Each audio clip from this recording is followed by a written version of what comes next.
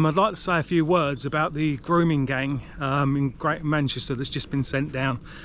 Normally I wouldn't talk about something like this too much, but there's been a lot of people, a lot of sick individuals joking online. Matthew Collins is one of them, joking online about it, saying how suspicious or interesting or whatever it is that people haven't been talking about this, and what could the reason be, obviously implying the fact that it looks at the moment like most of them, if not all of them, were white.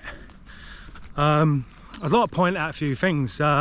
Firstly, grooming gangs are absolutely disgusting, regardless of what race they are or what race the victim is. I'm a firm believer in capital punishment, and I think they should all have at least got longer, if not been dealt with more appropriately.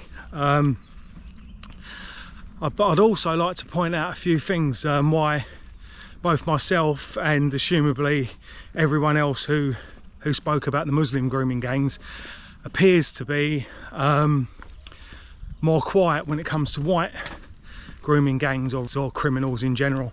And the fact is, I'd like to remind everyone about the Muslim grooming gangs and the fact that they deliberately targeted young white girls. They saw our young girls as being less than human, as basically just being prostitutes and there for them to take advantage of.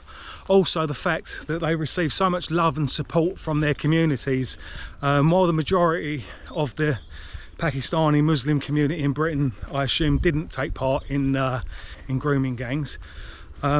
Most of them were at least a little bit sympathetic, or a lot of them were at least a little bit sympathetic to the men who did take part in these heinous crimes. I'd also like to point out as well, when it came to the Muslim grooming gangs, they were protected by the police, by Keir Starmer's Crown Prosecution Service. Whether he had any involvement in that himself, who knows, but he was the head of that organisation that failed dismally, and as a result of that, grooming gangs were let off.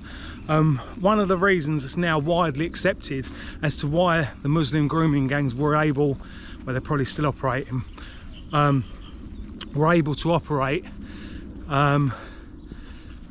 with very little hindrance from the police, Crown Prosecution Services, etc., was because politicians, the last Labour government and others, were worried about community cohesion.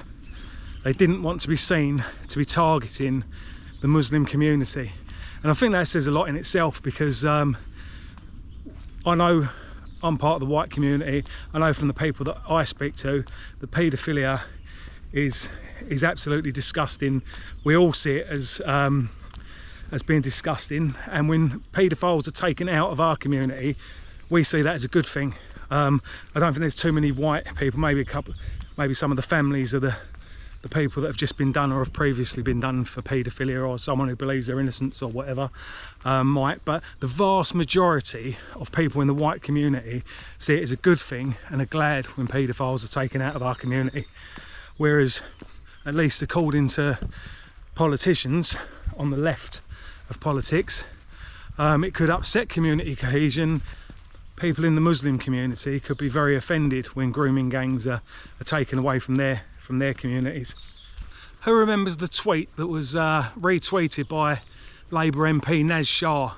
It came from a parody account. It wasn't actually Owen Jones, it was someone pretending to be Owen Jones who tweeted something to the effect of that the victims of grooming gangs need to shut their mouths for the benefit of community cohesion. I don't think that was the exact words of the tweet, but like I said, it was a parody account pretending to be Owen Jones, and Labour MP Naz Shah retweeted it, and I don't think she had any repercussions for it. She definitely didn't lose the party whip. I'll check that before I put this video up, but it's absolutely disgusting.